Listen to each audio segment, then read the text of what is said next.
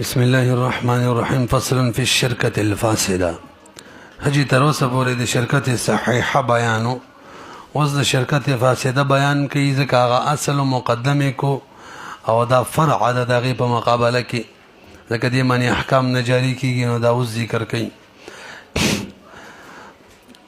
نو اوله مسله بیانوي: ولا يجوز الشركة في الاحتطاب والاصطياد وما اصطاده كل واحد منهما او احتطبه فهو له دون صاحبه. برګورې ټول مسله دا بیانوي که یو سړی د بل سره شریک شي په دې کې چې د غره نه به لرګي راوړو به خرڅو او یا به ښکار کوو مایان بنیسو یا نور څه، نو دا شرکت فاسد دی. نو حکم یې دا دی چا چې لرګي را ماتول هم داغه وي، چا چې ښکار کو هم داغه وي، مهی چې چا نیولو هم داغه وي، شریک بنئ. پوهېږئ پې ولې فاسد دی؟ نورې قصې کوو. ولا يجوز الشرکت، و جایز نه دی شرکت فی الاحتطاب لرګو را غونډولو کې، والاصطیاد او په ښکار کولو کې، وما اصطاده هغه چې ښکار کوي کل واحد منهما هر واحد پرې دواړو کې، او احتطبه یا لرګي را غونډوي، فهو له هغه به د ده وي دون صاحبې د ملګري به نه وي. وعلى هذا الاشتراک فی اخذ کل شیء مباح. برګورئ د شرکت فاسده حکم بلګي چې چا رانیولو دا هغه به هر هغه شي کې چې مباح وي او شرکت پکې وشي. کوم شی چې مباح وي او دوه کسان پکې شریک شي چې دا به رخلو د دوړو به شریکی، نو حکم یې دا دی چې شرکت فاسد دی. چا چې رخیستلو هم داغه دی، نه رسئ پې لکه غیا کول، اور راوړل، اوبه راوړل، ټول پکې راځي. وعلى هذا او هم په دغې مسلې به حمل وي الاشتراکو چې دوه کسان شریک شي یا ډېر فی اخذ کل شیء په اخذ د هر هغه شي کې مباح چې مباح وي. وجه څه مولوي صاحب برګورې د شرکت فاسد ولې دی؟ ځکه موږ ویلي شرکت متضمن دی وکالت لره. داسې شرکت کېدی نشي چې بغیر د وکالت ویلي مو که نه. او وکالت کې موږ هلته بیو کې لګوي. وکالت کې قانون دا دی چې په مباح اشیاو کې وکالت ټیک نه. دا زه وکیل کوم لاړ شه غره کې لرګي راوړه ماله، دا وکالت ټیک نه دی. د چې لرګي وکړه غره کې هم ده، ما ویل لاړ شه سین کې مایان ونیسه ماله، دا وکالت ټیک نه دی. د چې مایان ونیول هم ده. وجه څه ده؟ هلته وجه بیان شوې. وجه دا ده چې مباح شي کې قاعده دا ده المباح لمن سبقت یده. مباح شي ته چې د چا لاس اول ورسېدلو هم داغه موږ ویلي که نه، چا چې ونیو داغه. مباح شي چې چا قبضه کو هم داغه دی، چې داغه دی، نو دا بل دا خبره چې هغه قبضه کو مال یې راوړه دا غلطه ده. بهرحال دی کې وکالت باطل دی. چې وکالت باطل دی شرکت هم څه شو؟ باطل شو. ځکه شرکت چې دی متضمنتون، دا متضمن دی معنی الوکالت لره. والتوکیل فی اخذ المال المباح باطل، او دا کبرا ده توکیل په اخذ د مال مباح کې باطل دی، لہذا دام باطل. وجه ترى لأن امر الموکل توکیل فی اخذ مال المباح ولی باطل دی. د کبرا دلیل بیانوي. تاسو به ویلي منطقو کتابونو کې کله کله کبرا چی کنه هغه نظری وی، نظری د هغې به دلیل ذکر کې. لأن امر الموکل به، ځکه امر د موکل به په اخذ مال مباح باندې غیر صحیح دی. نو به وی والوکیل یملکه، امر یې ځکه صحیح نه دی چې وکیل مالک جوړیږي بدون امره، د امر نه غیر هم چې هغه قبضه کړو هم هغه مالک شو. فلا نو چې هغه مالک شو نو خپل شي کې سره د بل نایب جوړېدی شي، نو دا د موکل له طرفه نایب نشي جوړېدی، نو وکالت ټیک نه دی. فلا یصلح صلاحیت نه لري دا وکیل چې نایب شي په دغه شي کې عنه د موکل له طرفه. وانما یثبت الملک لهما، لنډه دا د ثابتېږي ملک دواړو د پاره بالاخذ، څوک چې اخذ وکي، و احراز المباح او محفوظ کې مباح شي. فإن اخذه، نو قاعده دا ده که چېرې دواړه یې ونیسي، دواړه محفوظ کې، نو د دواړو به وي. او که یو محفوظ کی بل ور سره تش اعانت امداد وکي، نو چا چې محفوظ کو دغه به ابل لبداغه د اعانت اجرت ورکی. فإن أخذاه كشر دوالو أخذوكم عن بيوزل فهو بينهما د دوالو بوي لکه جالي بيوزل بوت ویشتلو باغی کی شریک جال له مایان پکرال بيوزل بس به صحیح ده فهو بينهما نصفان هغه د دوالو ترمنځ نیم وی خدا شرکت ملک ده شرکت عقد نه ده لاستوائهما في سبب الاستحقاق وجه دا چې سبب د استحقاق کې سبب ملک دواړه برابر دي دواړو اخذ وکړو ما ویلي د ملک ګڼ اسباب دي ښایي یولس اسباب فقهاو ذکر کړي هغې کې یو هغه لمن سبقت یده دی مباح شي ته د چا لاس اول ورسي دا به درله راشي ښه دې ودونو کې چې دا پتاسي شیندل شي پخوا به پتاسي شیندل شولې او پیسې هم شیندل شي هغې کې چې پیسې د چا شوي هم د هغه پوهېږې که نه او که د چا په سر روپۍ راوغورځېد او پرېوتله او روپو سر یې تیار نه دی نیولی دې ته چې پیسې پرې راولوېږي نو به زمایي نو که بیا د سر نه وله چا راواخېستله د هغه د چا په غېږ کې که روپۍ راولوېدله او تیار غېږ یې و تیاره کړې نه ده دې ته چې پیسې دې پکې راولوېږي که د غېږ نه وله چا راواخېستله هم د هغه ها که چا ورته لمن نیولې بیا پکې راولوېدله نو اوس بیا د ده ده دغه شان فقهاو مثالونه ورکړي چا جال خور کړی وچولو له په هغې کې مرغۍ شکار ونښتلو نو چا چې ونیوم د هغه دی جال والا نه دی ها که جال یې دې لپاره خور کړی چې شکار پکې ونښلي وس بیا د ده دی پوهېږئ که دا ټول صورتونه دي نو وایي لاستوائهما ځکه دا دواړه برابر دي په سبب د استحقاق کې هغه اخذ کې وإن أخذه أحدهما که یو اخذ وکړلو ولم يعمل الاخر اخر عمل نه دی کړی په دې کې د اخذ کې شی څه شی نه بس فهو للعامل چا چې اخذ کړی عامل له هم دغه به وي وإن عمل احدهما او کدی یو ور سره پکې عمل کړو داسې وایي یو عمل کړی او بل ور سره اعانت کړو دا مې ویلي که نه نه به چا چې عمل کړی د هغه به یو بل به د هغه د اعانت موافق اجرت ورکړي وإن عمل احدهما وأعانه الآخر بل امداد کړو فی عمل د په عمل کې څنګه یو د بوټي را شو کولی او بل چې هغه ولا به یو ځای ته راجمع کړي وو نو هغه له به د دې اجرت ورکړي یو ځای ته راجمع کولو څومره اجرت دی یا یو را شو کولی مو بوټي دا لرګي راکټ کړي مو راجمع کړي مو ابل ورله صرف کور ته راوړل نو د کور ته راوړلو اجرت به ورکړي پوهېږئ پې که نه کمه دی وإن عمل احدهما کچر یو پکې عمل کړی وأعانه الآخر بل امداد کړی د په عمل کې بأن قلعه هغه دا چې د بیخه بوټي ایستلي و احدهما یو وجمعه الآخر بل ولا صرف جمع کړي او قلعه یا دیوه کټ کړي مو وجمعه جمع کړي مو وحمله الآخر بل صرف وړي ورته نو فللمعین چا چې امداد کړی دته به میلاویږي اجر المثل اجرت مثل خاصه که اجاره فاسده کې اجرت مثل ملاویږي دا اجاره فاسده ده اجرت په کې اول نه دی متعین څومره به ورته ملاویږي بالغا ما بلغه کار څومره وي اگر چې د لرګو د ریټ نم زیات شي عند محمد د امام محمد رحم الله رای ده او دا مفتا به ده امام ابو یوسف رحم الله وایي دته به اجرت ملاویږي خو د لرګو د نیم ریټه پورې د هغې نه که زیات هغه به نه ورته ملاویږي وعند ابي يوسف رحم الله لا يجاوز به پدې اجر المثل باندې به تجاوز نه کیږي نصف ثمن ذلك دغه لرګو د نیم ثمن ځکه دا خو نیم کې شریکونه به دې خو راځي دې نه به نه زیاتو وقد عرف في موضعه دا مسله خپل ځای کې معروفه ده یا جامع صغیر کې یا مو کتابونو کې اجاره فاسده کې ذکر ده قال د قدري مولا وصداقي د مسلې د بار لګ نظایر بیانې واورای جزئیات وما واذا اشترك ولأحدهما بغل وللآخر راويه جزئیات بیانې وکشي محمود عبدالرحمن شریک شو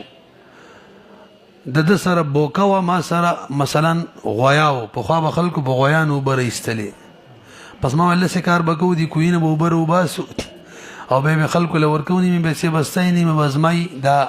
دا شرکت جایز صحیح نه دی فاسد دی ولی شرکت په څه معنی دی په اوبو معنی اوبه خو مال مباح دی او مال مباح کې شرکت صحیح نه نبی حکم څه دی اوبه څوک روباسي زه د غویي والی ما نه که اوبه ما رایستلي دته به د بوکې اجرت ورکومه او که اوبه ده رایستلي زما په غویي نو ما ته به زما د غویي اجرت راکوي اوبه به بې د دی کمی پیسو باندې خرڅولې هغه به د دې ټولې پوهیږئ به وګورئ واذا اشترکا کله چې دوه کسان شریک شي ولی احدهما بغل یو د پاره قچر وي بغل وللاخر یو بل بار راوی وي بوکا یستقی علیهم الماء چې بده مانی وبرو باسي یستقی علیهم الماء چې بده دوړو مانی دی وبرو باسي نفل او دا وی چې فلکسب بینه ما کسب بزمن دوړو ترمنځ وینو لم تصح الشرکت ټیک نه دی والکسب كله للذي کسب بټول دا کسب استقا چا چوبر ویستلی وعليه او بدمانی با لازم وی اجر مثل دراوی والا بوکی والا تب اجر مثل ورکی دا کلا چوبر وباسی وی والا ان کان العامل کشری عامل صاحب د بغل قشر والا او کشری وان کان صاحب الراویہ وان کان صاحب الراویہ کامل د بوکی والوی نفعلیه بدی بوکی والا باندې بلازم وی اجرت مثل بغل والا د پارا اما فساد الشرکت دا شرکت ولی فاسد دی وجه مونږ ویلی وا فلی انعقادها زکدا شرکت منعقد شوه دی على احراج المباح ومباح محفوظ ولکی لاندې هم بیل کې کوته نه وي وهو الماء مباح شي وبدي واما وجوب الاجر اجرت ولی واجب دی ځکه سړی چې عمل کوي بل او اجرت غواړي نو اجرت به ورکې واما وجوب الاجر فلان المباح وجد کله چې دا مباح اوبا اذا صار ملكا للمحرز دا وګرځیدل ملک د محرز محفوظ کون کی محرز لفظ معنی ده محفوظون کې کا کوم ځای کې لتر شوی سراجی کې ده کنه حسب او تعریف کې ولا ثبت كل من ياخذ ما ابخط اصحاب الفرائض وعند الانفراد يحرز جميع المال وعند الانفراد وګورئ او المستقي چا چوبر استلی دا خداغه ملک شو نو فقط استوفا دا چا چوبر ویستلی او به خداغه شولې کنه مثلا دا د قچر والا دی نو دا بل منافع حاصل کړي دا غبو کې استعمال کړي اوس به اجرت ور کوي او که بوکی والا اوبر استلی نو د بل منافع استعمال کړي دی وی ول استعمال کړي قچر ول استعمال کړي نو اوس باغه د منافع اجرت غل ور کوي نو فقط استوفا دا حاصل کړي دي منافع د ملک د غیر او بغل خود بل ملکو دا غینه منافع حاصل کړي او راویه یا بوکره یو صورت کې او عقد فاسد دی عقد فاسد کې اجرت مثل ملاویږي نو فیلزمه لازمی کې بدن معنی اجرت دا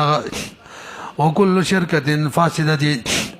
فالربح فيه على قدر المال ويبطل شرط التفاضل برګوري لکه شرط التفاضل مسله دا چې کله شرکت فاسد شي شرکت څه شي نو به که شرکت اعلان وی کاری او شرکت وی کدیو معاهده دا کړی چې 2 روپۍ به یولي و ببللی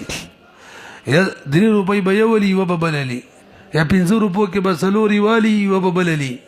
به بدی شي له اعتبار نه د چا چې څومره ملکو ګټه باغې موافق تقسیمیږي دا مثلا 1 لک روپۍ دې کارا 1 لک زما دي خو ځکار کې ماهر او ما ویلو چې اگر زه به 2 روپۍ ګټاله ماته به 1 روپۍ ګټاله معاهده دا شوی و نو که شرکت برقرار خو بس صحیح د ګټه بد دي موافق تقسیمیږي خو شرکت فاسدو بس به بدا شي نه چلیږي بس به چې څومره روپۍ به هغه موافق به نفع تقسیمیږي 1 لک د دې 1 لک زما دي نیم به تقسیمیږي دا خبره چې وبزه تری دا خطر ځکه دا د له اعتبار دی چې تسمیه ټیک کی شرکت صحیح چې شرکت ختم شو اوس چې د چا څومره مال دی دومره زمان دی نو مرغه ماغه ته نفع ملاویږي که یو زیات علی ربح مال مزمن براشي پوهیږي کنه به وكل شركه فاسده هرغه شرکت چې فاسد وي فالربح فيه على قدر المال ربح باغی کی موافق د مال وی د چا څومره مال له ويبطل باطلی کې شرط التفاضل د تفاضل ولا شرط وللان الربح فيه تابعون ځکه په شرکت فاسده کې دا ربح د مال تابع وي د چا تابع وي چې څومره مال وي قمره بغټي دا نه چې مال نسب دی وګټه دی او زیات علی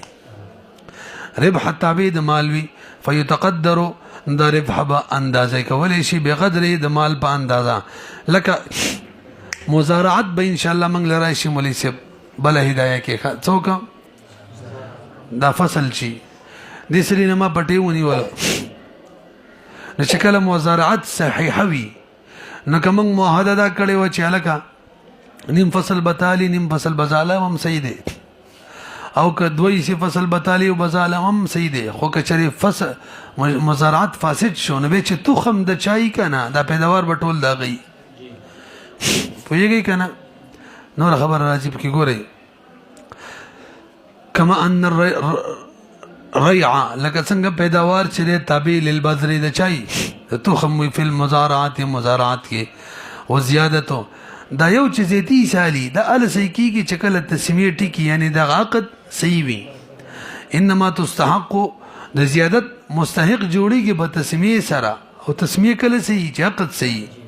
وقد فسدت عقد فاسد شو دا تسمیه فاسده شو لویما بفساد العقد دا عقد د فساد په وجه فبقي الاستحقاق على قدر راس المال نو حق د هر یو باقی پاتې شي استحقاق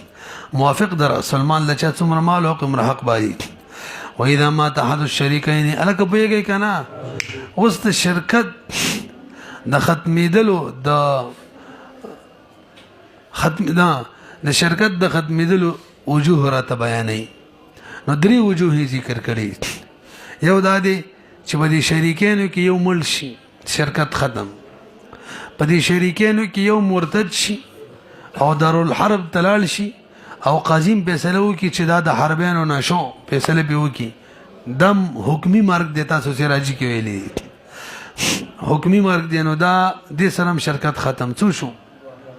او دریم دا چې باقاعده شرکت ختم کی بلکې وکالت د ختمېدو قدرت کی هدايه کې به موږ لراشي ان شاء الله لس سورتونه خپل دي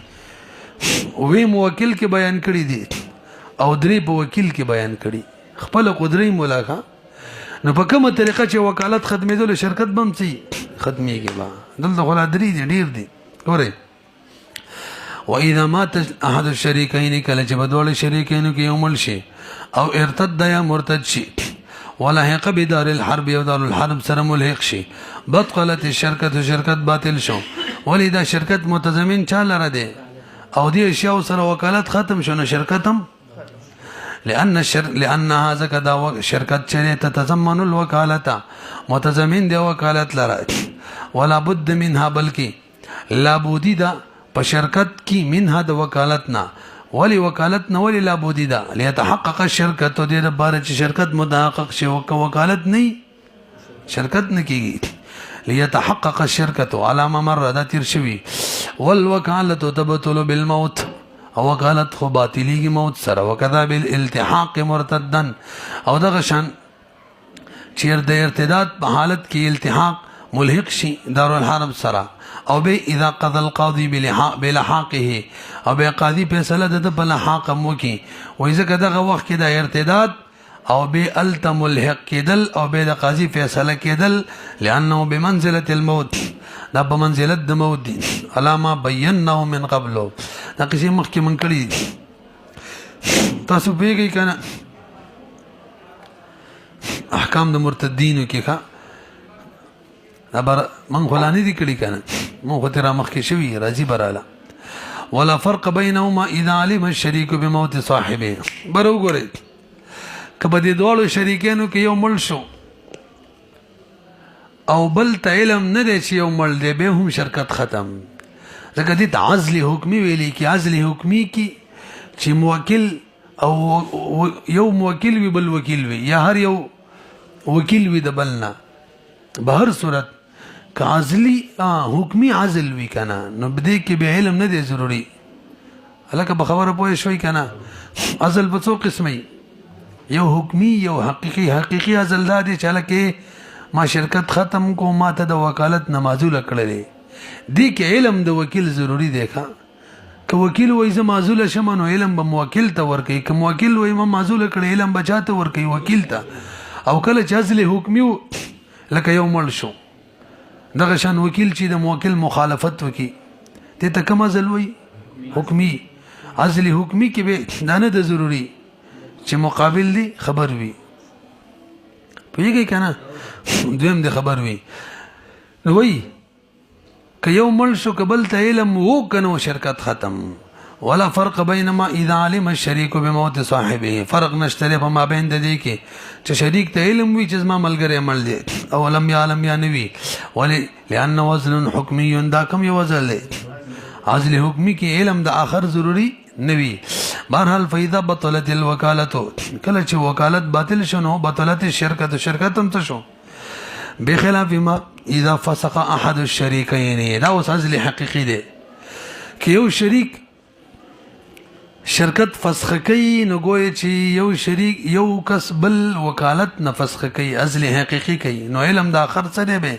ضروری دی بخلاف ما اذا فسخ چې کله فسخ کوي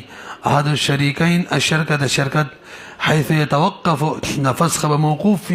على علم الاخر باندې ځکه دا فسخ داسې ده لکه عقد نو عقد کې دواړو علم ضروری نو فسخ کوم دی لانه وزن قصدي ځکه دا قصدي عزل له حقيقي عزل له والله اعلم نور الله په خفويږي فصل تخو بيخي آسان دی اوس بچ کو دی لپاره وسنوي ورځ خرابوم ټیک نه دنو